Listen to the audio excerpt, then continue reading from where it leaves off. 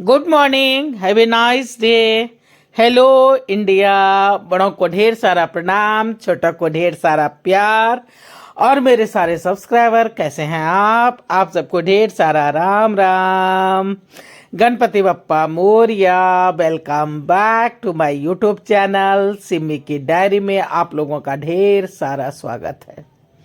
दोस्तों, दगाबाज बलमा एक छोटी सी मोटिवेशनल कहानी मैंने डाली है, तो उसका सेकंड पार्ट लेके आज मैं आप लोगों के समक्ष आ रही हूं। तो देखिए कैसा लगता है। दोस्तों, दगाबाज बलमा एक सामाजिक कहानी है, एक मोटिवेशनल कहानी है। लड़कियां कुछ भी आगे पीछे का नहीं सोचती हैं और घर छोड़ के निकल जाती हैं। बच्चों, ये अच्छी बात नहीं है। समय बदल रहा है, समय के साथ साथ हम पेरेंट्स में भी बदलाव आ रहे हैं। ऐसी बात नहीं कि हम आपके दुश्मन हैं, बस ज़रूरत से ज़्यादा फिक्र होती है माँ बाप को, इसलिए रोक टोक भी ज़्यादा करते हैं। आप अच्छे से समझा के एक दूसरे को देखो, बात जरूर बन जाएगी। मेरी ये कहानी अगर आपको राह दिखाने में थोड़ी सी भी मदद कर सके तो मेरा लिखना सार्थक हो जाएगा। अब तक आपने देखा कि रेनू को बेंगलोर आए हुए 3 साल हो गए हैं। उसे यहाँ एक सरकारी स्कूल में साइंस टीचर की नौकरी मिल गई है। जय ने तो उसे धोखा दे दिया है, ना ही कोई कॉल किया है और ना ही कोई मैसेज। रेनू समझ गई कि उसके साथ तो धोखा हुआ है और उसे धोखा दिया गया है। रेनू अपराध बोध में ग्रसित अकेले जीवन व्यतीत कर रही है। उसे कुछ भी नहीं पता कि इन 3 सालों में उसके घर वालों पे क्या गुजरी और वो अब कैसे हैं, क्योंकि उसने तो कभी किसी को फ़ोन किया ही नहीं है, तो उसे कुछ भी इस बारे में पता ही नहीं है। तो यहाँ तक मैं आप लोगों के समक्ष दगाबाज बलमा के फर्स्ट पार्ट में रख चुकी हूँ। अब आगे रखने जा रही हूँ दगाबाज बलमा का सेकेंड पार्ट। तो देखिए कैसा लगता है। जब कभी रेनू को अपने परिवार की याद आती, वो एल्बम देख लेती, रो लेती, तो मन कुछ उसका हल्का हो जाता था। पर वो हिम्मत नहीं कर पाती थी कि घर फोन कर सके। बहुत बार उसने कोशिश किया, हिम्मत किया कि घर फोन लगा लेती हूँ, देख लेती हूँ क्या हाल समाचार है, लेकिन उसकी हिम्मत नहीं हो पाती थी।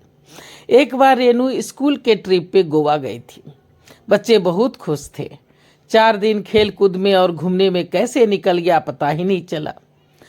वापसी में जब वो बच्चों को बस पे चढ़ा रही थी, तभी उस ढाबे पे बैठे जोड़े पे उसकी नज़र पड़ गई। जय, और ये औरत कौन है? गोदी में बच्चा। अच्छा, तो इसने शादी कर ली। रेनू की आंखें छलछला आई। इसका मतलब ये सचमुच धोखेबाज निकला। ये यहाँ ऐश कर रहा है और मैं यहाँ बेघर होके आंसू बहा रही हूँ। उसने अपने पास खड़े टीचर से कहा कि आप जरा बच्चों को देखिए, मैं अभी आई। टीचर उनसे पूछ रहे कि आप कहाँ जा रही हो, देर हो जाएगी। रेनू ने कहा कि मैं बस अभी आ जाऊंगी। रेनू तिलमिलाते हुए वहां जा पहुंची। तो ये है तुम्हारा प्यार, शादी कर ली, बच्चे हो गए और मैं घर द्वार छोड़कर पागल की तरह जी रही हूँ। कौन?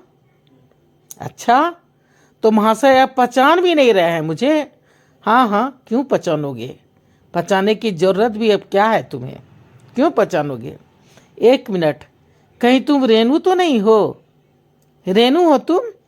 अच्छा जी, तो याद आ गया महाशय को? थोड़ा जल्दी नहीं याद आ गया? क्यों? देखो, मैं जय नहीं बीरू हूँ, जय का जुड़वा भाई। वाह, क्या फिल्मी डायलॉग है, जय बीरू। एक तो मुझे धोखा देके एंजॉय कर रहे हो और बातें बना रहे हो। तभी उसकी पत्नी बोल पड़ी, सुनो तो, ये सच कह रहे हैं। अच्छा, तो तुम्हें इसने सब बता दिया है? प्लानिंग मेरे साथ की, भागने की, शादी की, घर बसाने की, और माँ तुम हो इसके बच्चों की।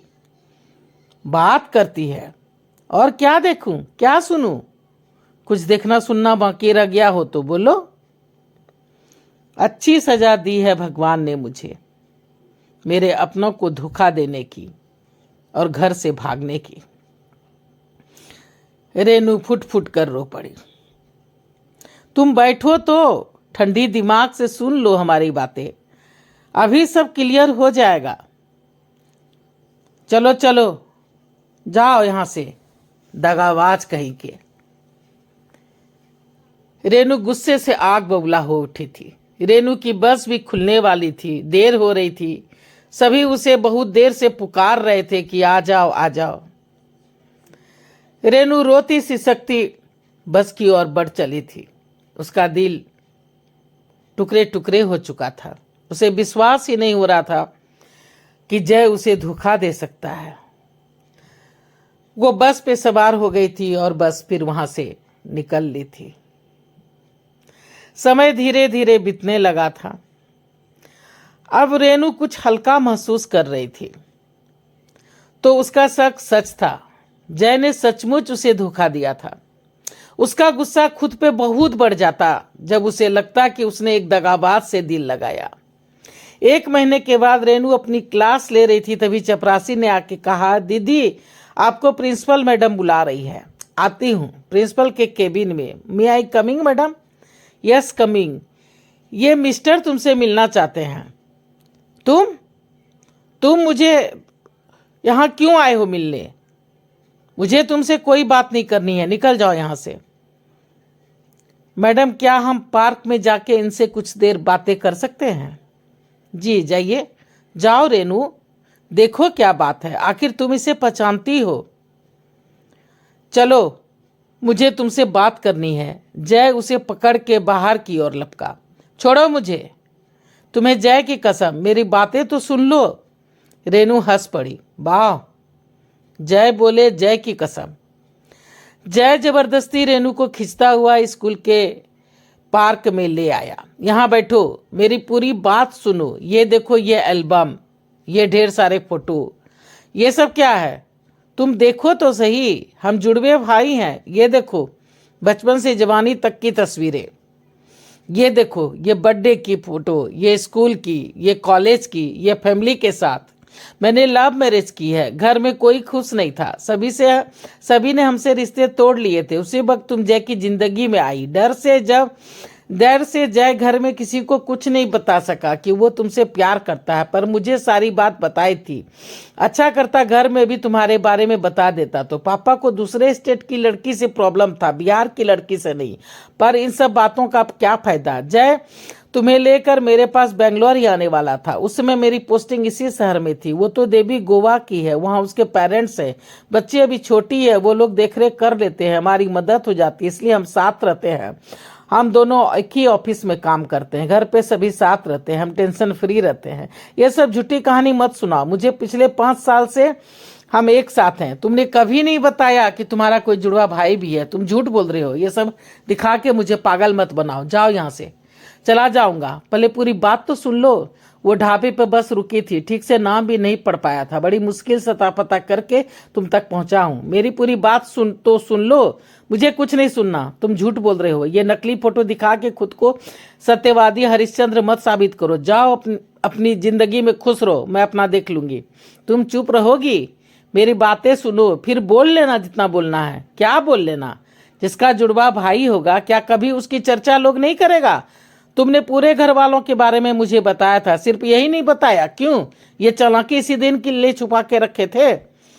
मुझे नहीं पता क्यों नहीं बताया। वो पढ़ने में कमजोर था, इसलिए वही लोकल कॉलेज में पढ़ाई की, जबकि मैं 12 के बाद ही बेंगलोर पढ़ने आ गया था।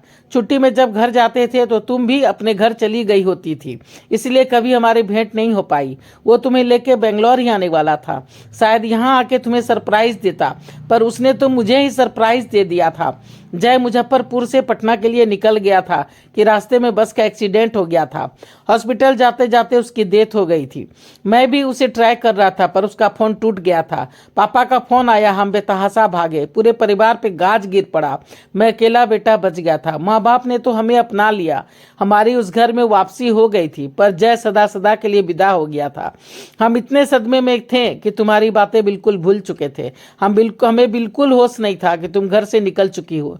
तुम्हारा कोई भी कांटेक्ट नंबर नहीं था। हाँ, 2-4 बार मन में आया था तुम्हारी मौसी के घर जाके सब पता करे, पर मुझे जय ने बताया था तुमने घर में किसी को कुछ नहीं बताया है, इसलिए मैं चुप रहा। मैं तुम्हारी बातें अपने पेरेंट्स से करवा देता, पर वो लोग तुम्हें दोषी समझने लगेंगे, तुम्हें गालियां देंगे कि उसके बेटे की मौत तुम्हारी वजह से हुई है, वरना अभी तुम्हें पता चल जाता कि मैं सच कर रहा हूं।